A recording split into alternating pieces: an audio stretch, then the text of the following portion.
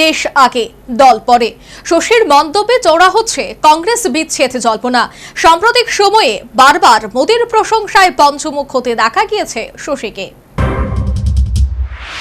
জাতীয় স্বার্থে অন্যান্য রাজনৈতিক দলগুলির সহযোগিতা আনুগত্যহীন হিসেবে দেখা হয়, বিতর্ক উস্কে দিয়ে মন্তব্য করেছেন কংগ্রেস সাংসদ শশী থারুর।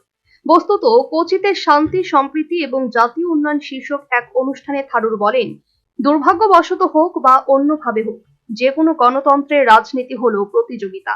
আর ফলস্বরূপ যখন আমার মতো মানুষ বলে যে আমরা আমাদের দলগুলোকে সম্মান করি, কিন্তু জাতীয় নিরাপত্তার স্বার্থে আমাদের অন্যান্য দলের সঙ্গে সহযোগিতা করা প্রয়োজন, কখনো কখনো দলগুলি মনে করে যে এটি তাদের প্রতি বিশ্বাসঘাতক এবং আনুগত্যহীন, এবং এটি একটি বড় সমস্যা হয়ে দাঁড়ায়।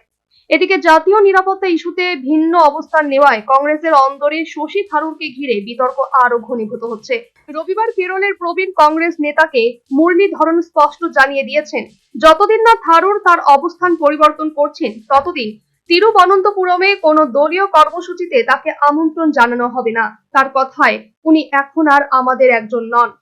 শনিবারই কেরলের কোচিতে এক অনুষ্ঠানে থারুর বলেন, দেশ আগে দল পরে। যে দলই হোক না কেন, তার উদ্দেশ্য হওয়া উচিত দেশের উন্নয়ন।